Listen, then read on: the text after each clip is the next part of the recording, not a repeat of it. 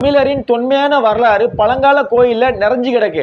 அப்படிப்பட்ட கோயிலை நாங்க புதுப்பிக்கிறோம், அப்படிப்பட்ட கோயிலை நாங்க சீரமைக்கிறோம்ன்ற பேர்ல தமிழ்நாடு அரசு தமிழரின் வரலாறு எல்லாத்தையும் அழிச்சிட்டே வராங்க. அதாவது கோயிலை கட்டினது தமிழன், கோயிலுக்கு கடவுள் தமிழ் கடவுள். அப்படிப்பட்ட கடவுளுக்கு தமிழன் பூசாரி கிடையாது, பிற மொழியாளர் தான் அங்க பூசாரியா இருக்கான். அது மட்டும் இல்லாம ஒருபடி மேல போய் தமிழ் கடவுளுக்கு பிற மொழியில அர்ச்சனை பண்றாங்க, தமிழ் மொழியில அர்ச்சனை பண்ண முடியல.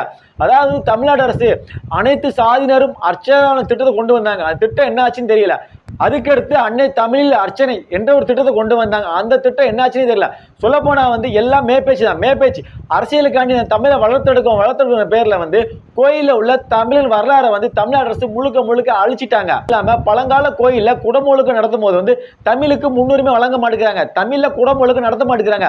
தமிழ்ல குடமுழுக்கு நடத்தினா பல பேர் போராட்டம் பண்ணி ரத்தம் சிந்தி வேறு சிந்தி ரத்தம் சிந்தினா மட்டும்தான் தமிழ்நாட்டில் தமிழ்ல குடமுழுக்கு நடத்தப்படுது, இல்லைன்னா பிற மொழியெல்லாம் நடத்துறாங்க.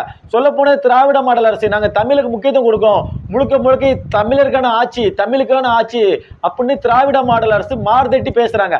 ஆனா திராவிட மாடல் ஆட்சியில தான் தமிழ் புறக்கணிக்கப்படுது, முக்கியமா கோயில்ல புறக்கணிக்கப்படுது.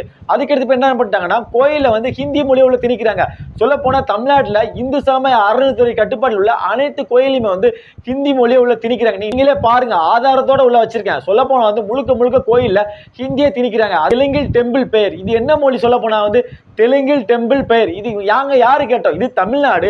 தமிழ்நாட்டுல தமிழ்ல நீங்க கோயிலுடைய பேர் எழுதுங்க, அதுக்கு ஏன் தெலுங்கில் டெம்பிள் பெயர் எழுதி வச்சிருக்கீங்க? தெலுங்குல எழுதினா கூட தெலுங்குனுக்கு புரியும், ஆனா சம்பந்தம் இல்லாம பாதி ஆங்கிலம் பாதி தமிழ் கலந்து எழுதிருக்கீங்க. இது யாருக்கு புரியும் எப்போம்னா?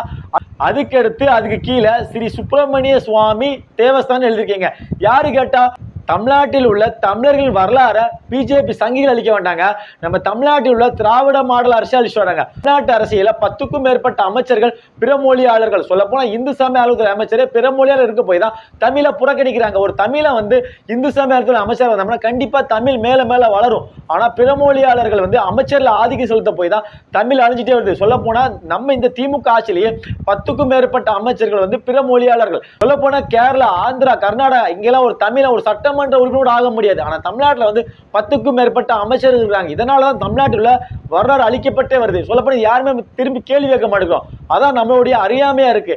நம்ம யாரும் கேள்வி கேட்காம இருக்க போய் தான் நம்முடைய வரலாறு, பண்பாடு, கலாச்சாரம் எல்லாமே அழிஞ்சிட்டு வருது.